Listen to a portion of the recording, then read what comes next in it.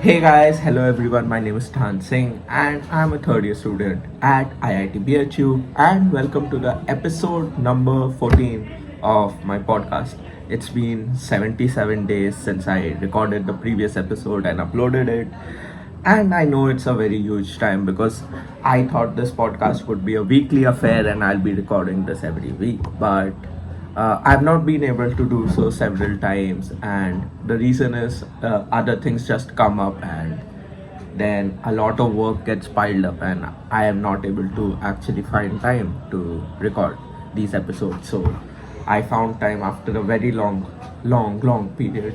So want to start with some updates in my life. I started an internship at a Web3 company called Riskclear, where I am interning as the business development guy, and along with that, I'm looking after the gamification and narrative aspect over there. So my role is gamification and narratives lead. So that has been occupying some good amount of time, and along with that, I also went to Singapore recently to kind of uh, pitch Riskclear at several events and also get in more clients for the application layer of Riskclear. And along with that, it was my first international trip and it was fully funded. So yeah, it's kind of a great achievement for me that I'm able to do this in my college third year. And yeah, this all of this has been happening.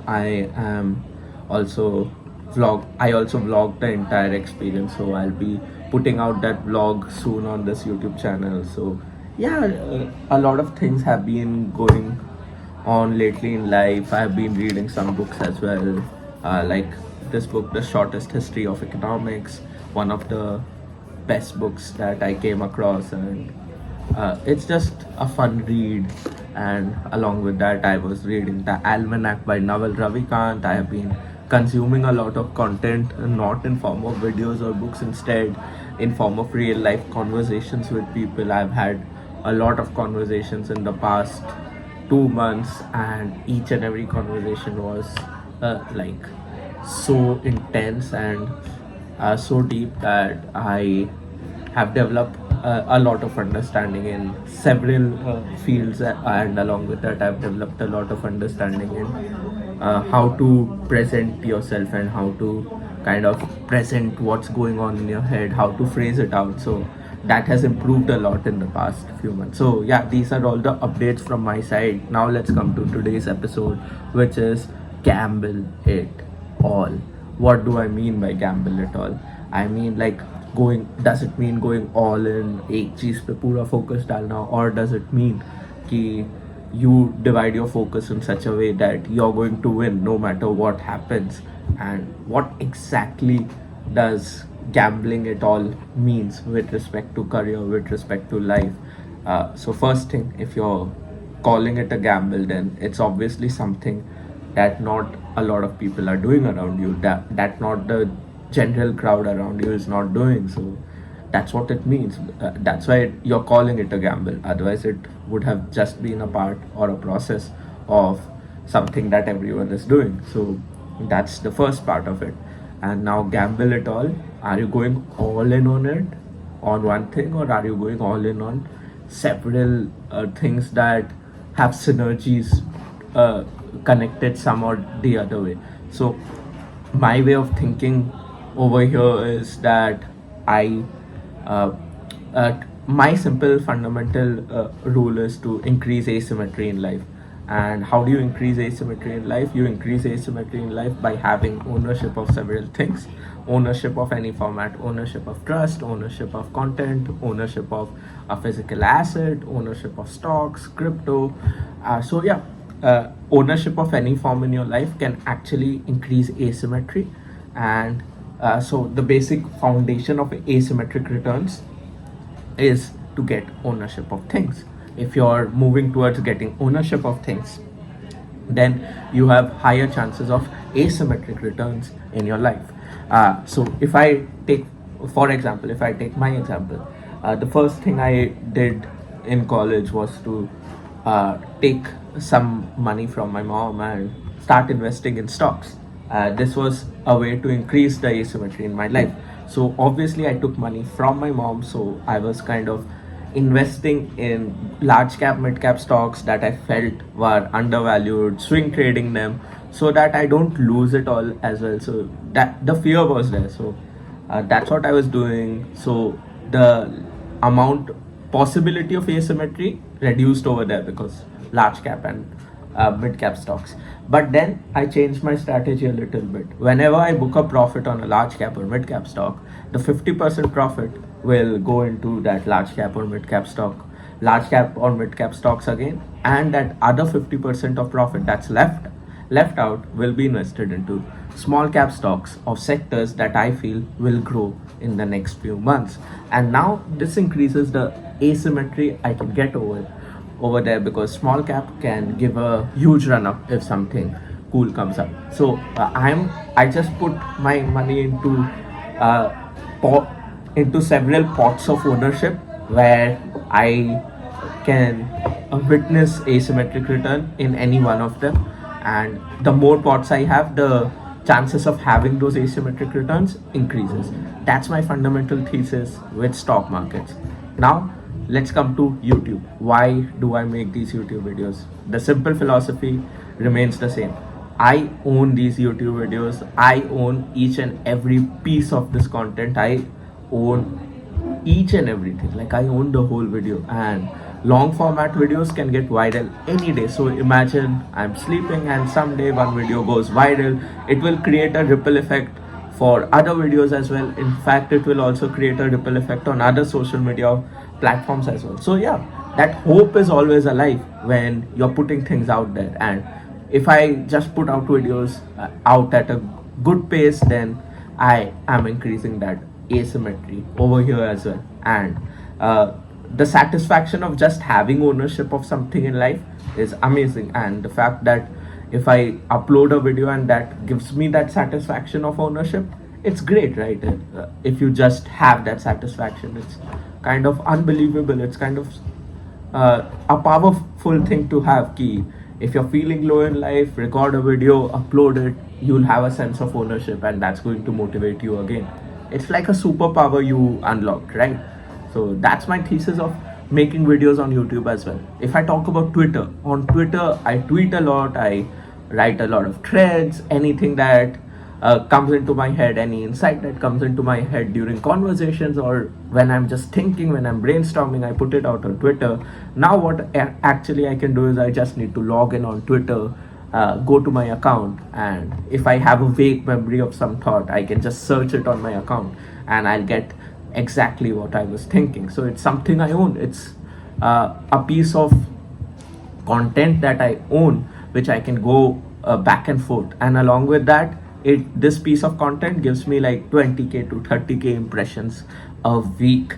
And along with that, there was one week where it touched 1 million impressions. So yeah, it's something you own. You can probably use it at some point of life. I don't know when I'll be able to use it, but yeah, I could use it at some point of life. Fourth thing, I am super active on Insta as well. I post a lot. The reason is simple. I can come back to that post years later and be like, bro, what cool stuff I have done. And obviously it increases your asymmetry as well. Any reel goes viral, boom, you have a lot of ripple effects that one reel could create. But if you're not putting that out itself, you cannot have those ripple effects. And again, the satisfaction of ownership comes a lot with video content, either short form or long form. Long form ends up giving you more satisfaction because you genuinely feel that you're owning something, but short form also gives some level of satisfaction. And if you can get satisfaction so easily, then why don't you use satisfaction as your motivation to do stuff? So yeah, it's crazy kind of. Now if I talk about the intern that I was doing as a portfolio analyst at a founder's office, over there what literally happened is I got ownership of trust with that person. Because see, whenever money is involved in any industry, then over there your skills are the second priority for anyone. The first priority is trust. Now I can probably probably get higher positions in the starting itself, because I have the trust of that one guy, and if he trusts me, his network will also end up trusting me, the close network actually. So it's a very important thing to understand. If you want to enter industries where money is involved, the direct flow of money is involved, then the largest amount of money, if you want to make the largest amount of money in these industries, you need to be at the origin of the flow. And if you want to be at the origin of the flow of money in such industries, you need to have trust. People should trust you. You have to work for them for a good amount of time. You have to work at a small role for them for a good amount of time. And I have done that for 1 year over there, and I am sure that now when I start again over there, I'll probably have a better role, uh, a better position, because of the trust that I have gained, the trust I have owned, the relationship I have built with him, the relationship I have owned. So yeah, this is also a form of ownership, especially in industries where money is involved, the flow of money is involved. See, if you're in any industry, you have to just move towards the origin of flow of money. You'll get richer and richer. It's a hack. Now let's come to the next part. Why did I start interning at Risk Layer? What's the basic thesis behind it? So the basic thesis is simple. You get to learn a lot in an early stage startup, and Risk Layer is an early stage startup. It's a team of 10. It's funded. The fact that it's funded gives me exposure to uh, a very different side of startups as well, which is the funding route. I honestly have been associated with startups, but I haven't been associated with startups who just got their pre-seed round. So now I'm getting an understanding of how work happens there, how investors get involved, and I am understanding that from scratch. So this learning curve is one thing. The second thing is the team is only of 10 members. So if the startup is already on its J curve, if it goes further ahead on the J curve, then the early 10 members do tend towards getting an ownership.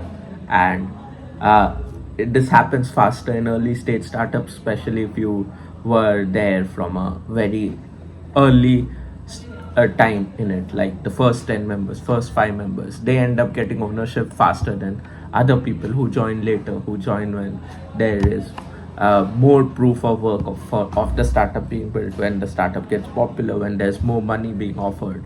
So yeah, if you can somehow land into a startup that is just starting out, small team, race probably their first round, you'll get to learn a lot. And second, you are closer to getting ownership, and ownership is the foundation of asymmetric returns. So yeah, ownership gives you asymmetry in life too. You need to run behind ownership. You need to run behind options that give you ownership faster than the other options available. Now, the next thing, I have been running behind building my own startup. The reason being, I own that. That's ownership for me. So yeah, and along with that, at present, I'm currently working on my book. Why am I working on a book? Because I own that book for the entirety. Once I write it, once I get it published by a publisher, that book is going to be owned by me. And it's just crazy, right? Uh, so my simple idea is, try to own several things, and then your goal should be just to create several ownership pots. Even if one pot has a huge plant coming up and giving you huge return, that pot is going to have several ripple effects on the other pots you have created, and those ripple effects will kind of boost the tendency of getting asymmetric returns in those other pots as well. So the basic fundamental of gamble it all, and uh, being successful in an industry that very less people chooses, that start creating several pots of ownership. That's the fundamental rule. If you stick to this rule and work with this rule, you would have a direction to work into. Because see, when you run behind symmetric returns, you can see the progress happening, it's measurable progress, and you know you're moving in the right direction. But when you run behind asymmetric returns, you cannot see the progress happening for the initial few years. I would say for me, I couldn't see the progress happening for the first 2 years of college, and that progress has uh, now it's being seen, now it's being measured, now it's kind of measurable, but it wasn't measurable for the first 2 years of my college. So how do you know you're moving in the right direction? In that case, you need to have some other measure for it, and the simple measure is that are you increasing the pots of ownership you have? If you're increasing the pots of ownership you have, then you're moving in the right direction, because over time you'll reach to a pot which gives you an asymmetric return, and then that ripple effect gives you asymmetric returns throughout. That's the simple thesis with which I am operating at this point. And I have just made this a simple rule of thumb for me, that I'm moving in the right direction if I am increasing the pots of ownership I have. If I'm not doing that, then I'm probably moving in the wrong direction, and I need to figure out stuff. I need to kind of figure out how do I start moving in the right direction. So let's come back to where we started this episode. We started with a line, gamble it all. And why gamble it all? Because there was a reel a few days back that I watched, and it was like, it's not called a gamble if you know you'll win. And then there was this whole montage. So I put that reel up on my story, and I put out a question that should I gamble it all? Yes, no. Most of the people said yes, most of the people said no. Most of the people said yes, and a very few people said no. And that made me thinking, if everyone says yes to this, why don't they do the same thing with their career? Why do they kind of stick to what everyone else around them is doing, follow that? Why don't they gamble with their career? And the reason behind that was that you don't know how you're going to win in this gamble. And that was the motive behind this entire episode, that I kind of shared the process I use to increase the chances of winning in the gamble of career.